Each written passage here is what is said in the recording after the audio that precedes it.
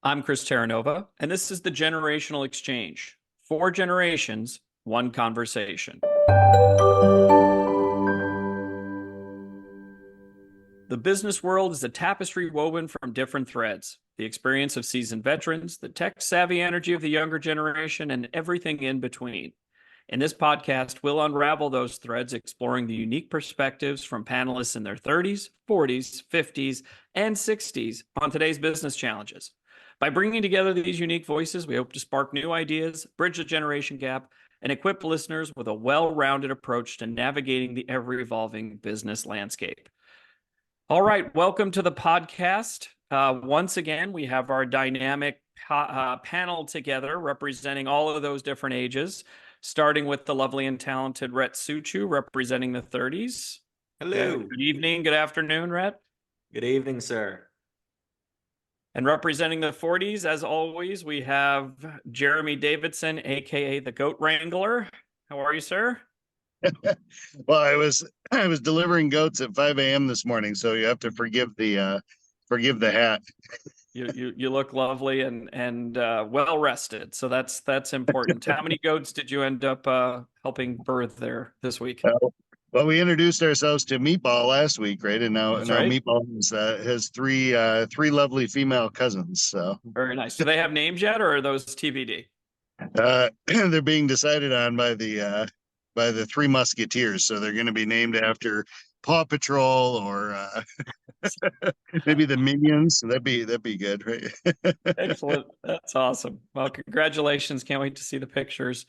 And representing the 60s is our good friend, Mark Russell. Good evening, Mark. Hello, everyone. And I feel like a slacker because we were only doing a significant alumni fundraiser today for the University of Dayton, and I started at 7 a.m. So I was an hour and a half, 2 hours behind Jeremy. Very nice. And if you're watching the video, there's a little plug for the fundraiser. So if you're interested, go to our YouTube channel and you can see more about that.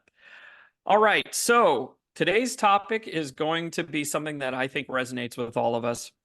We're going to be talking about looking at our past, exploring some of those moments, revisiting them. We're going to start with 10 years ago, just so we had a point in time. But we want to look back, not with regret, but more with a lens of growth and appreciation. And along the way, you're going to get 5 powerful ways to transform your past experiences into kind of a springboard into the future where you can take those things and learn and grow from them. So let's start the exchange. All right, so let's talk about what was happening 10 years ago. Millions of people, including celebrities like Justin Bieber, Bill Gates, Mark Zuckerberg, they were all participating in a little thing called the Ice Bucket Challenge, which raised millions of dollars for charity, and it was associated with ALS. I did not know that, so thank you for that little tidbit. It was also the year that the Guardians of the Galaxy premiered, and the last movie was awesome if you haven't seen it. And it introduced us to Groot, right, which is an amazing character. What's that? I am Groot. There you go. Mark's one and only imitation. Did you know that was Vin Diesel? He was the voice for Groot. Yeah, right. Crazy. Kim Kardashian and Kanye got married in Italy and spent $12 million on that special day. And I think, what were they married like 6 years? So I think they got like $2 million a year out of that. So keep that in mind when you're putting your wedding together. The oldest place on Earth was found at a sheep ranch in Western Australia. The fragment is an ancient crystal, and scientists date it back to around 4.4 billion years ago. At the video for Gangnam Style by Psy reached 2 billion views on YouTube. Still a great song. A data breach at JP Morgan Chase and 6 other institutions caused 83 million accounts to be compromised. Not where you want your compromise to occur is at your bank. And if you're a Swiftie, you know this already. Taylor Swift's 5th studio album, 1989, came out in 2014. Some other things happened too in 2014. A lot of unfortunate things were happening all around the world. In Africa, the most widespread outbreak of the deadly Ebola virus in history happened. And in northern Iraq and eastern Syria, ISIS took over. While that was going on, somewhere over the South China Sea, Malaysia Airlines flight MH370 disappeared with 239 people on board. Still haven't found that plane. And Maya Angelou and the late, great, beautiful Robin Williams passed away in 2014. So a lot happened in 2014. I'm going to ask you guys, what were you doing in 2014? Mark, I'm going to start with you. Well, at that time, I still had 3 children, but most of them just had graduated from college. So that was a nice little financial bump. But I was leaving a very large education technology company after 9 years. And I went to an early stage company that was focused on adaptive learning.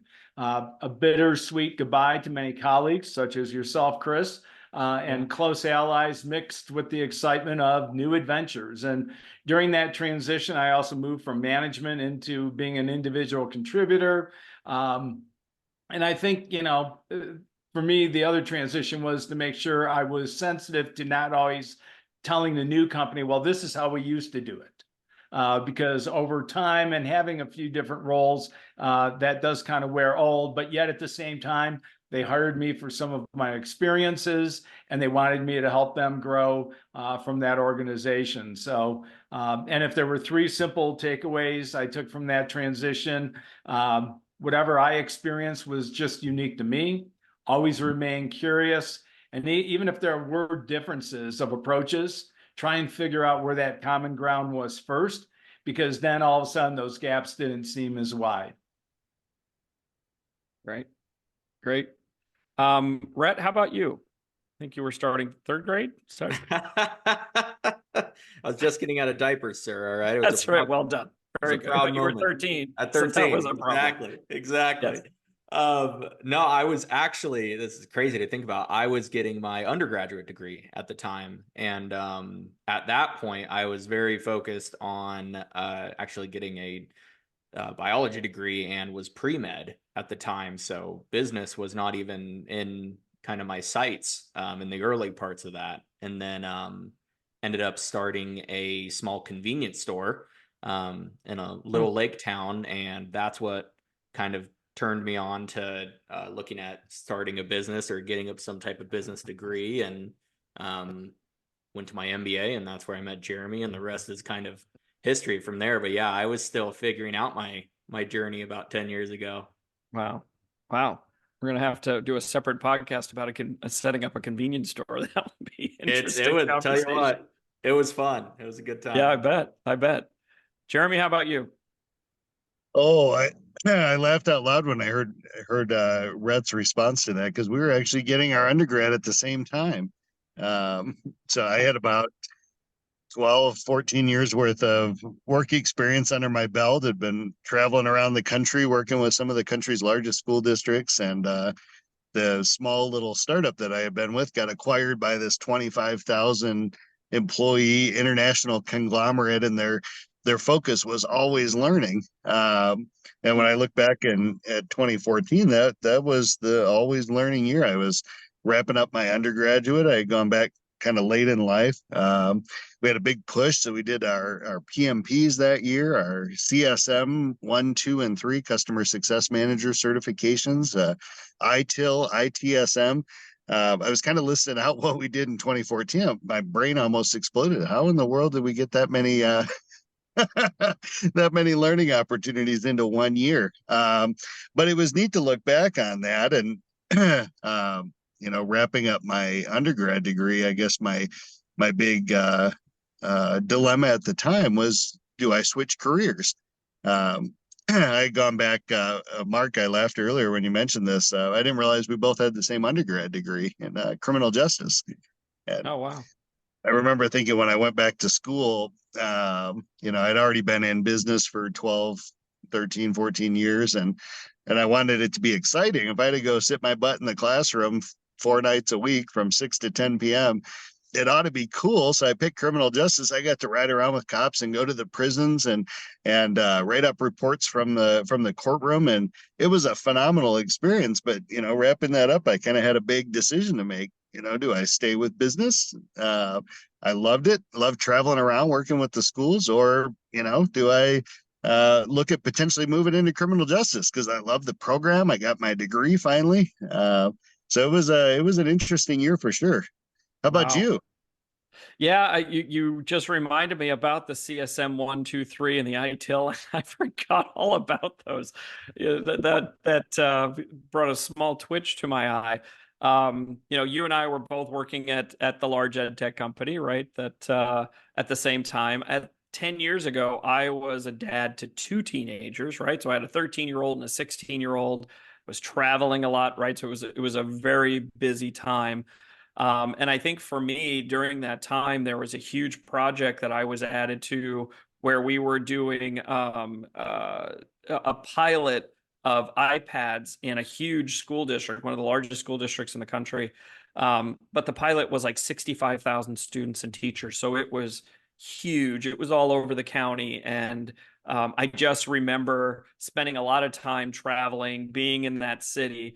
I had just finished my graduate degree.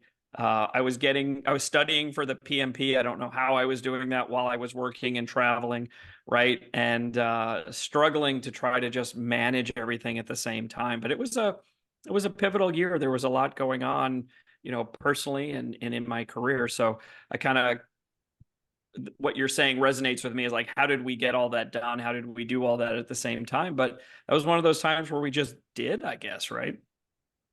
We were younger. Yeah, well, that too, right? But we weren't young. I mean, I was in my 40s 10 years ago, right? You were in your 30s. We weren't that young. So, we found a way to make it work. Cool. All right, so let's think about that time when we're looking back, kind of using the 10-year-ish mark, and we've already talked about, some things that we were working on. For each of you, and Rhett, maybe I'll start with you. What was something that stressed you out 10 years ago that maybe you don't feel is significant now? Yeah, for me, ironically, when I was in college, I was trying to plan the next 10 to 15 years, right? Because I was not college definitely was about the experience, right? But I did not want to go and get a degree that I couldn't do something with, right? And so I was really stressed out about that and kind of planning out, okay, this will be job one, this will be job two, job three. Especially at the time, I was also struggling with the decision on whether or not I wanted to continue to pursue pre-med or try something else, right? So for me, it was a lot of stress around kind of planning and not necessarily like looking at the environment around me and what I was naturally gravitating towards or anything like that. And so that's been something that, I've worked on since then. And now I still plan things out, right? But it's more, maybe we look 5 years out types of things and don't make it too structured, right? Have an idea of where you want to be, where you want to go, but also have the flexibility and the presentness to identify the things that are happening around you and maybe what opportunities are there, right? Yeah, it's a good point. It's a good point. Mark, how about you? Well, I think, moving into that early stage company, there was always a lot of stress around obviously the revenue, either in new business development and or revenue retention, with the current customers and growing those. And part of that stress was really a combination of we have, 25, 30 people that are supporting, but yet there were only two of us, the CEO and myself, more or less, that, really focused on the revenue itself, the revenue growth. And we did a lot of, I'll say, over planning for what could go wrong. And I had to go back to, what one of my employees once told me is, don't worry about what hasn't happened yet. And even though, again, that organization didn't make it, it still made an impact. And, you look back now and say, well, gee, what we were doing 10, 12 years ago in that adaptive learning space has really flourished. So I think that's always, one of those elements that, looking back, could we have really convinced the investor community that it was going to take another 7 to 8 to 10 years to really mature? From that. So, but again, I think, to Red's point, sometimes 10-year planning, while that's a thing of the past, anything between 3 and 5 years now is referred to as long-term planning. But so do you feel like you've learned from that, like from that stressed you out now, kind of the unexpected isn't as stressful for you? Correct. Yeah, that's really focused on, your adaptability and being able to make sure that there's a lot of I'll say research to be done, not analysis paralysis, but make sure you have a lot of background information so you can present a much stronger, case. Right. Yeah. I would say for me, being transparent, I think when I was thinking about that time, my biggest fear maybe that was causing me stress was fear of failure and not being liked or not being seen as likable, I guess. I was so focused on trying to work hard and, get along, go along to get along, that, frankly, sometimes I did things that I didn't agree with. I a lot of times worked way harder than everybody else. And I missed out on, opportunities that I could have spent time with my family and friends. And when I look back at that, the things that were causing me to miss those opportunities, the things that were causing me to be stressed, those fears, they were really unfounded. And again, when we talk about generational, I was in my 40s. And I was, if you haven't listened yet, listen to the imposter syndrome episode. But I was dealing with that, and it was causing me a lot of stress. Now, 10 years later, I feel very much more comfortable. I'm a lot less worried about those things, right? So those things have changed for me. They're much less insignificant. Okay, another question for you guys. Did any of you take a risk 10 years ago that surprised you with a positive outcome, right? We're talking about some negative things or negative connotations or challenges. Was there something that you did as a risk 10 years ago that caused a positive outcome? Jeremy, I'm going to start with you. Oh, I think professionally, one of the risks right around that time was jumping into an MBA program. Yeah. The one of the stressors I guess I was kind of working through was, all right, how do I transition from an individual contributor into a more of a leadership role? Having made the decision to stay in ed tech, stay in business, versus making that career change to criminal justice, just couldn't afford it. Love the criminal justice people out there. But okay, if we're going to stay in business, then what's the next step? So decided to get involved in an MBA program, went to Boise State. It was a phenomenal program, big focus around entrepreneurship. I absolutely loved it. And was able to, I think, almost on a daily basis, take stuff that I was getting in class at night. And Chris was my boss at the time. Bring it back to Chris. Say, hey, guess what I learned? We were doing supply chain management last night, and I figured out how to take the seasonally adjusted regression model and apply it to our support team. And for me, that was kind of an aha moment, right? All of a sudden, what I was learning in real time was applicable back into the work environment. And anybody that's doing any kind of ongoing professional development, whether it's college, whether it's certification programs, take that and apply it. Figure out a way to apply it to your professional life and get some visibility around it. Like, I was fortunate; I had a manager I could go to and say, be super excited and be like, "Hey, look what I came up with!" Right? And he took it and he showed it to other people, and that. I understand that was a luxury that not everybody has. I feel extremely fortunate for that.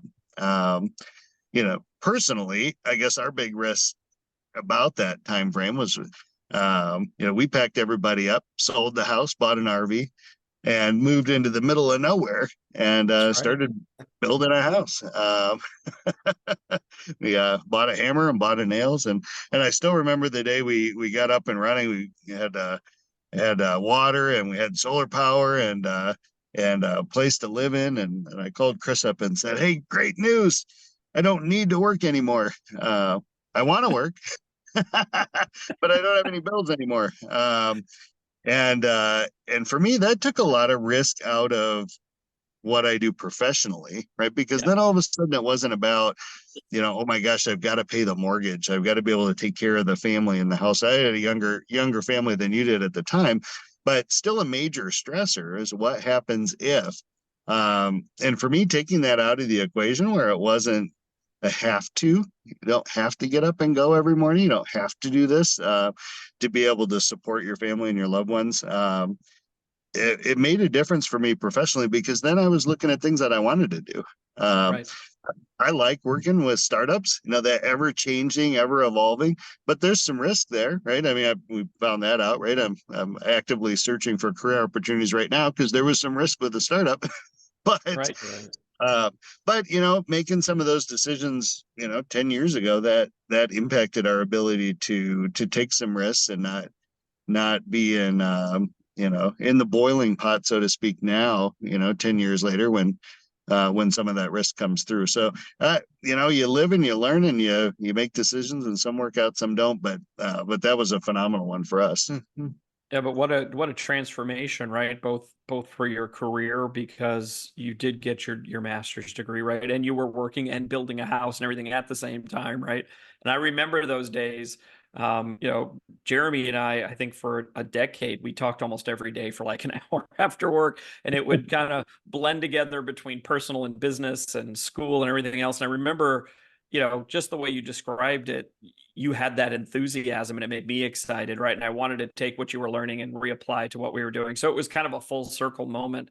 And I remember when you sold your house, you had shown me your house, and then you were like, I'm going to move out into the middle of nowhere. And I'm thinking, this is not going to last. And here you are 10 years later, birthing goats and, raising chickens. And I think it's awesome because you did something that you were really passionate about, right? But you had to take that risk. You had to step off the cliff and do it. And you've learned a great deal and stumbled along the way, but you've learned, how to be a real true homesteader. It's amazing.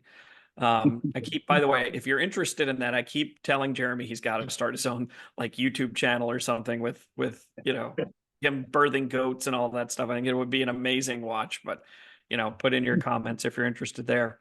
Um, Red, I think you also kind of switched degree channels as well around the same Yeah. time. Yeah, I kind of narrowed it down to two major decisions that I made. One was I actually transferred 2 years into my undergrad to my second choice at the time. And so for me, at least, that was a huge risk because, I had already built up a base of colleagues and knew all the professors and kind of had my path drawn out right and all these things. And there was just something else that I wanted to do. And, at the end of it all, I want to hopefully regret some of the mistakes I've made from trying to do something and failing than maybe being afraid to try it. So I went ahead and transferred and made that decision. And I mean, it worked out great. I have got a fantastic group of friends from there, still was able to get my degree. I'll talk about it later in here, but obviously built up a ton of confidence as far as, hey, I can totally uproot my life at the time, right? And go to a different place and be fine, yeah, still accomplish all my goals. So that was kind of part one, right? And then part two, and I want to echo Jeremy with big shout out to the Boise State MBA programs. They're amazing. So Go Broncos. Go Broncos, baby. Football season's coming quick. I'm excited. So Very excited. Maybe talking about that. But the second choice there was, right, okay, well, you just got a science degree. What are you going to do? I think I'm going to go to business school. Great. All right. Cool. So then I had to make the kind of connection there and figure out, all right, well, how are you going to use all this science knowledge and training and thought process, right, within the business world? How are you going to use it to connect to certain people still, maybe get more involved with tech businesses, medical businesses, things like that? How can you approach problems from a different angle for maybe people who have done an undergrad in business? How can you be an asset to that type of company? I had to kind of think through all those decisions as I was deciding to essentially not use my degree in the way that you're normally supposed to. I wasn't going to a lab. I'd caught a bug for trying business. And so, or at least not going to a lab in the general way, using pipettes and everything. So, those were the two big ones for me. And, yeah, both of those risks turned out to be really good outcomes. That's great. And, clearly you've done well in the business world, right? So there was no wrong path. It was just different than you started with, but you had to, again, kind of that through line here is you took a risk. You had to change gears, and that was scary, and you had to be brave, and you did it. Right. So, Right. wouldn't be having you on the podcast if you hadn't. So I'm glad you did. Oh, thanks. All right. Let's keep moving. Let's talk about a perceived failure from maybe 10 years ago or so that ultimately turned into a positive learning experience, right? Mark, maybe starting with you. Do you have a kind of something that might have at the time seemed like a failure, but ultimately, you got something positive out of? Yes. So there was, I'll just say, a small falling out between a CEO and myself. And part of it is I believed in transparency and candor, with our clients, knowing what our limitations would be as an organization, either for investment, software development, et cetera, et cetera. And unfortunately, I got caught in the crosshairs. However, I look back today and say that really those are two strong attributes of very strong leaders and organizations, that transparency and the candor, and the candor conversations internally. So I feel like I was able to somewhat live through. There's an old Gloria Gaynor song called "I Will Survive," which was mostly for women that were going through breakups. So I heard that once No or twice judgment. in our household with my sister. I knew something was bad when I heard that song going, or even quote the girls in the sorority would play it when one of them went through it. But then it was immediately going to the Elton John song, "I'm Still Standing." And that's how I look at the last 5 years is, through all those learnings, now what have I done to transform and really get into something that, I truly enjoy. It's interesting too when you look back on it, right? Where you are is not where you expected. And again, to the earlier point that Rhett was making is you can plan out all you want, but sometimes things change and you have to pivot, right? And I think you've done it, incredibly successfully. Jeremy, how about you? The we're working with a mid-sized school district around the Dallas area at the time, and we were in the middle of piloting out brand new implementation process that we had come up with, essentially testing the idea of having customer success or implementation management kind of take over and transition from sales.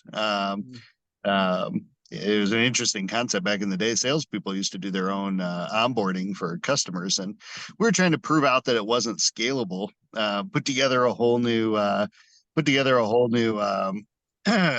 new playbook, whole new process for what that looks like, and absolutely adored this customer down there, the school district that I was working with. Probably spent a combined total of somewhere around 3 months down there on site. Like, love the project manager, the project team. We go out to dinner every time we got down there, and the project as a whole, we came in, by the time we were up and running, we came in somewhere in the realm of like 28% under in terms of kind of time to implementation, right? We're extremely successful. We're under budget. And the company at the time came back and was raising rates, and the school district got really upset. Said, kind of felt blindsided. Said, "Okay, well, how are you guys doing this? We just got up and running," and they weren't having it. They said, "Fine, we'll do it, but we're not happy about it. We're going to scrap the entire project team that we've got." And I took it really personal. I had good relationships with everybody.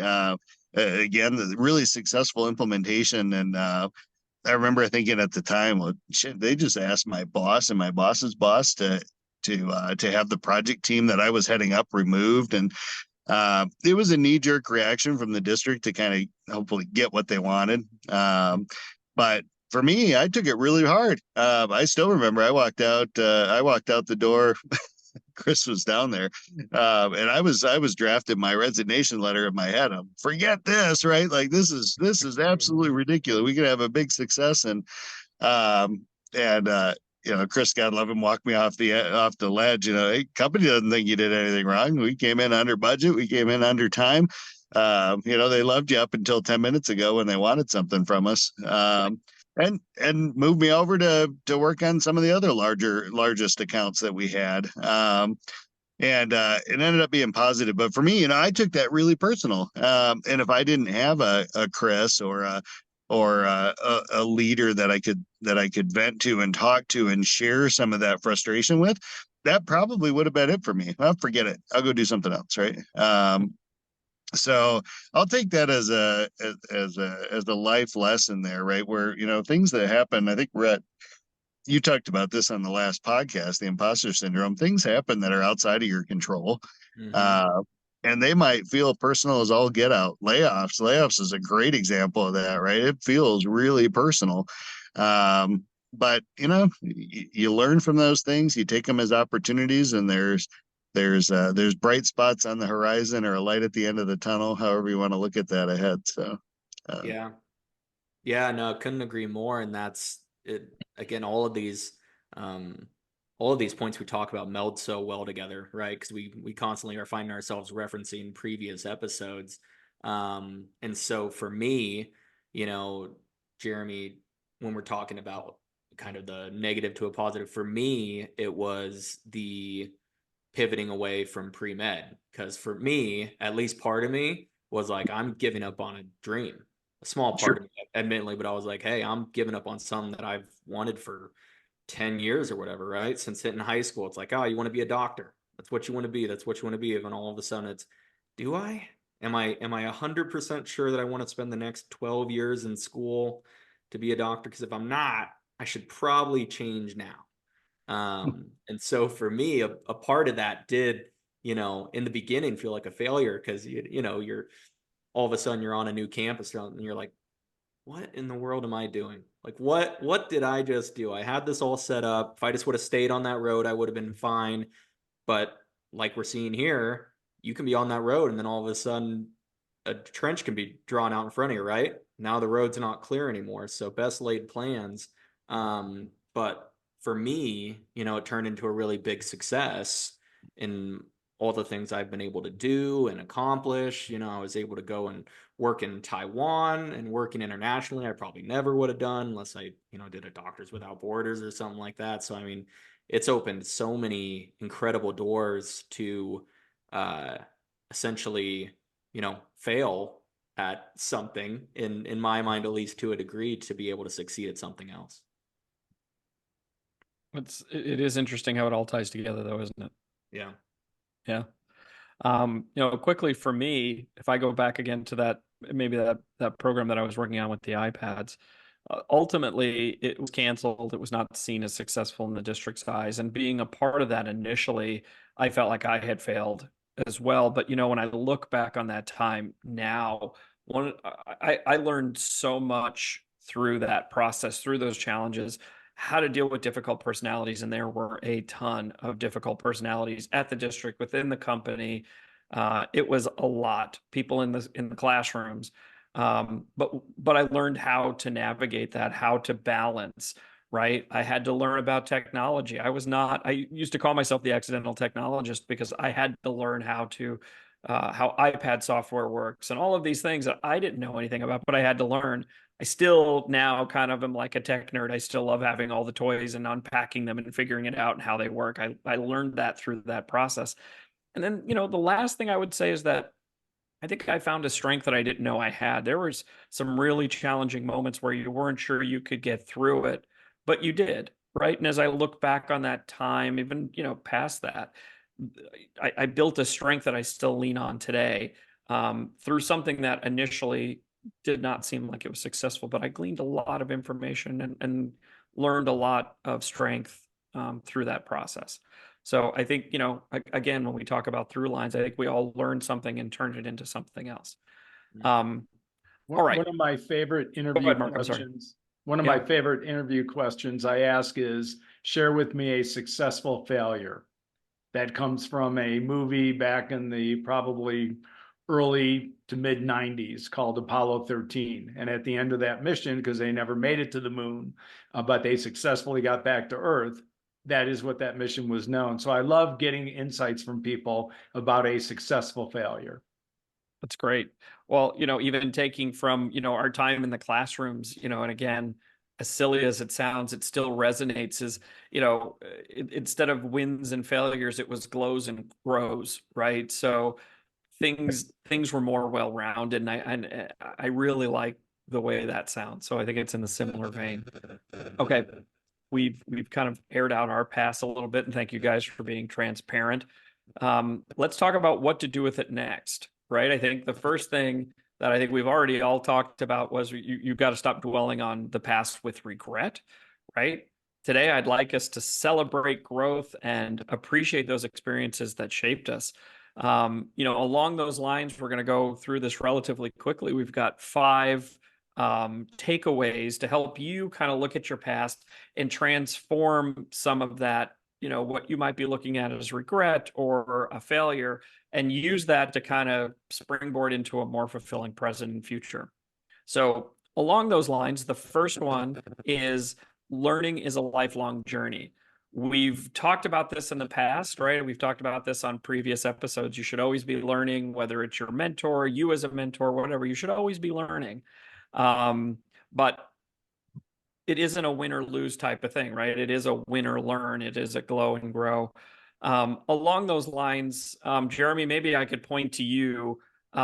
Give me an example maybe of how you've learned from your past and used it to improve today, or any tips or tricks that you might have. I know we've talked about some of that stuff already.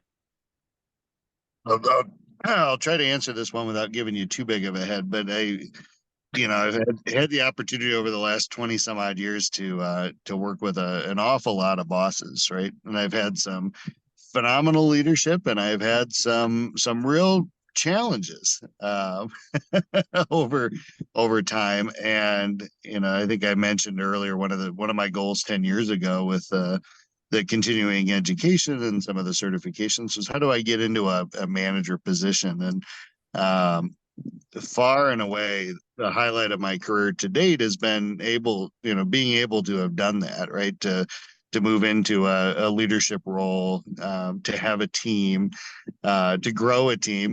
We grew a phenomenal team, right? 11 to 500 and some odd folks over 4 years. It was almost 600 people. Yeah, it was a lot. And that was a once in a lifetime experience that I get to be a part of that kind of growth, right? A company that's 10xing over 4 years.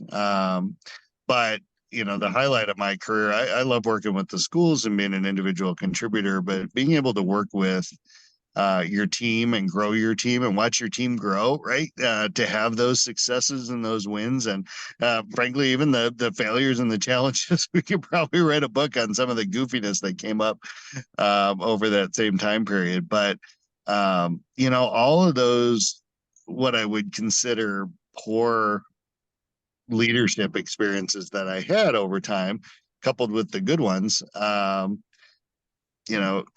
of feed into how, what my leadership style is today, right? Because I want to emulate and provide that manager experience to somebody that's newer in their career, earlier in their career, that I wish I had, or that I actually did get, through some of my leaders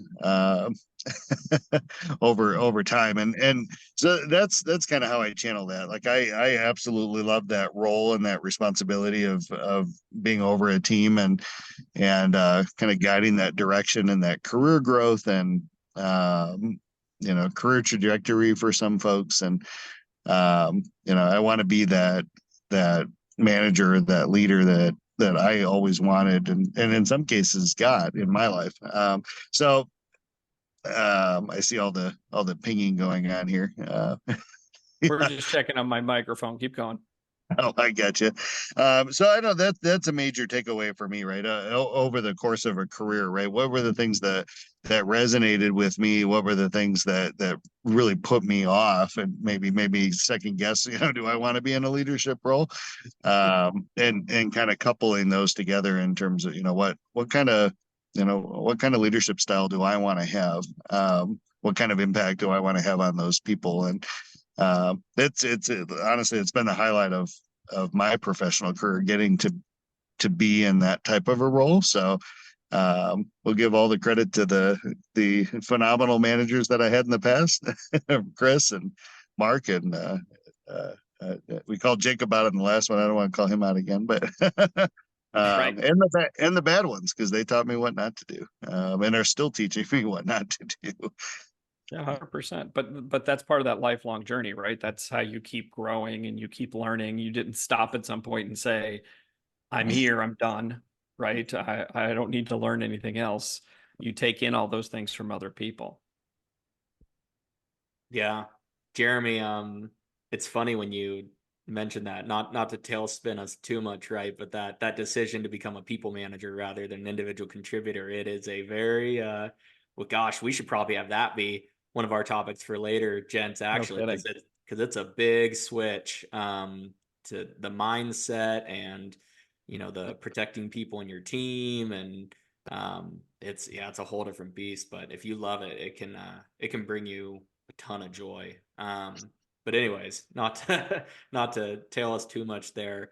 For me, the examples that I learned from are some of the ones that I've already mentioned previously, but uh, this is kind of within that 10-year span, right? But transferring universities, for me, that proved that I could handle major change and keep moving forward and still accomplish the goals, so be able to take those risks and those big steps and be just fine. Um, opening and running a convenience store to allow me to kind of pivot from my previous path, right? So for me, that was be ready to pivot and pursue the best option that you currently have, right? Kind of echoing back to that, don't necessarily try to plan out 10 years and miss the door that's open right in front of you. And then, the MBA, allowed me to combine kind of my science undergrad with business practices and tools that allowed me to tackle all these problems from different angles and with different strategies, which for me, taught me, hey, you have the skills that you need. Now you just have to figure out how to apply and use them. Right. So for me, that's kind of what I took from those experiences. Oh, that's great. I think, like I said, I think it is interesting that we all kind of have similar through lines. All right. So the first one was, lifelong learning. Second one is reframing the past, moving from regret to appreciation, right? As we've talked about on previous episodes, regret can be paralyzing. It keeps you stuck in the past, whereas appreciation allows you to see the past kind of as a way to grow, and you can use those lessons to become a better version of yourself. Difficult past experiences can make you stronger and more adaptable. Appreciation helps you acknowledge this resilience, and it builds confidence to face future challenges. So, Mark, I'm going to turn to you on this one. How do you do that? Do you have any examples or anything like that where you've kind of turned regret into appreciation, or maybe vice versa? Yeah, and it's interesting because the author Daniel Pink, who's written quite a few books, including To Sell is Human, he actually recently did a TED Talk and said that a certain level of regret does become a learning experience and or a motivator. Did I regret not asking, for that raise or for that new promotion? So it's interesting his little spin on it. But just today I was speaking with a fellow colleague of ours, Chris, and we talked about the experiences of technical challenges and systems going down and distributed denials of service. And when you had to create those war rooms and how painful it was, especially for the technologists trying to figure out how to get us out of it. But yet at the same time, it built great team camaraderie, great respect for people and the roles that they were doing. So, if anything, it made us stronger and more prepared for the next challenges. Right. Now, certainly those challenges had something completely new thrown at you, but you could always rely back on those experiences to say, you know what, guys, may take a little bit. And, my role was to talk to our customers and say, even though, we're looking through 110 different things, wouldn't it be wonderful if we knew it was item number 83 that needed to be fixed? But unfortunately, sometimes you have to go in a linear fashion. And for the technologists, it taught them how to be thorough, how to make sure that they were dotting the I's, crossing the trees, or crossing the T's, getting all those things, or the trees. But, literally, that's where those learning experiences really gave you, those positive momentums moving forward versus oh shoot, someone missed this, and I'm gonna just hang it over my head for the next 6 months. So Right. Jeremy or Red, I'll open it up to either one of you. Do you guys have anything to add on that? Yeah, I can add. I think a lot of the feeling of regret comes from wishing you had done something differently, right? But the things that you did were with the best of your knowledge that you had at the time. And there are things right now that you're doing that in 10 years, you're going to look back at and be like, I probably should have done that differently, right? Or you may do that. But I think the important thing to keep in mind, and that I try not to do, right, is not to look back and wish that I had done something differently, because I'm here because of the decisions I made. So I always try to focus on not looking back at what I could have done and more focusing on, okay, what are the decisions I want to make right now with the best knowledge that I have. That's good. That's good. And I think that's a simple one too, right? You almost have to get yourself in that habit. All right, moving on to the third one, the value of mistakes. A lot of times we view mistakes as setbacks, but they can also be powerful opportunities for growth. If you analyze what went wrong without looking at it through a negative lens, you might find some valuable insights that can help you improve your skills, make better decisions, and avoid repeating the same errors in the future. Jeremy, what are some tools that you use maybe to kind of get the value out of the mistakes, that glow and grow type of thing, the live and learn, win or learn? How do you get something out of that? Um, I think in current practice today, try to build teams with a culture of being accepting of mistakes. Right, we try to build teams with a mindset that, one, everybody's trying to tackle problems from the same good place. Right, it's either on behalf of the company or on behalf of the customer.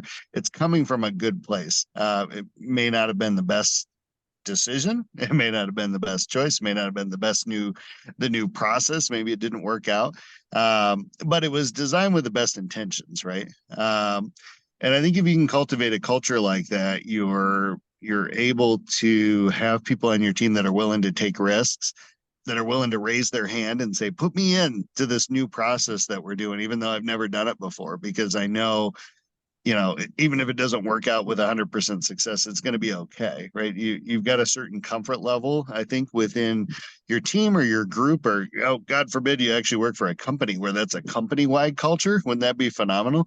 But that's how innovation happens. That's how you get the next brilliant idea. And I know we've talked about it before, right? Like, me stepping into a team lead role or a director role, I should not be the smartest person in the room, right? Like, I've got phenomenal people that are working on my team, from my managers that work underneath me to their individual contributors that are seeing stuff in real time on a day-to-day basis.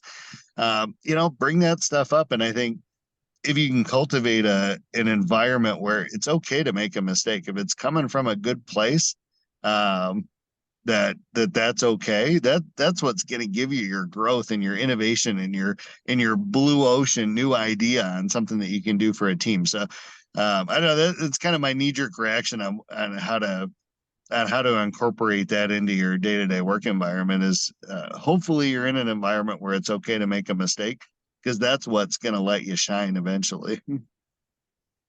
Yeah, I think if you're not, then you should take a look at that culture, right? I mean, we've all worked in cultures that mistakes were not always fostered or used as an opportunity to grow. Now, you can't just keep failing at your job, but there's a difference between having an occasional mistake and not doing your job, right? So let's keep those separate. But I think that is part of looking at things as a culture too. It's a great point.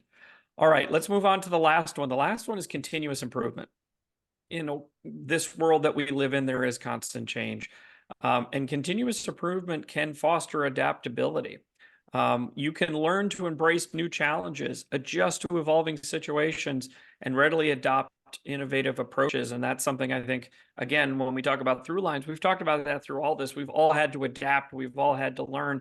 And I think as we've gotten older, right, and more mature in our careers, and it doesn't matter where we are, we've all learned to kind of roll with that. And I think that makes you a well-rounded employee, father, friend, everything, if you're adaptable. Mark, from that perspective, do you have any thoughts on continuous improvement? Yes, I think, anytime you use and you want to set up goals, right, for those improvements, and it's kind of that continuous cycle. I try and always still use the SMART goals, right? It's the old acronym of specific, measurable, achievable, relevant, time-based. I also try and leverage my internal board of directors as to here are some goals, and what I want to achieve in the next 6 months versus the next 2 years. From that perspective. So always trying to get that level of feedback as well. That's a good one. Rhett, do you have anything on that one? Yeah, I mean, mine is always try to set goals that are challenging and don't always feel comfortable, right? My kind of feeling that I'm looking for is sometimes that that feeling of, all right, I may be in deeper water than I thought. You don't want that feeling all the time, right? But you want to be setting challenging goals for you and your team that help you guys grow. So that's one of my key look fors. No, I think that's great. Jeremy, any last word on that one? Nah, if you're not growing, if you're not innovating, you're stagnant, right? You're behind already.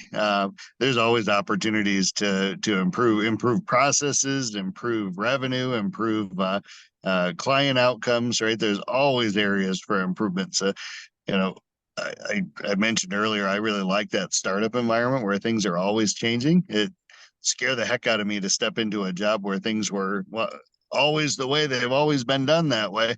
But if you happen to be in a role like that, hopefully you're in a culture where you can take some risks, because even cultures like that, where this is the way it's always been done, it might just take one person raising their hand and say, what if we did X? Right. Um, I remember a Myers, it's like a Walmart in Michigan.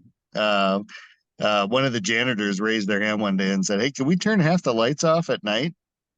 We might save some electricity." And he saved the company X number of $1 million a year with that raising his hand. And God love Meyer. They cut the poor man a check for a percentage of the money that he saved the company. Like that. What? Wow. That's cool, right? I was Wow. just about to ask that actually. That's incredible. Wow. Sounds like a great And, place. and one of the quick things that I learned from the three of you, being more on an operational side for the first time in my career, you sometimes do have to wait and see how things play out. What are those trends that you're now seeing?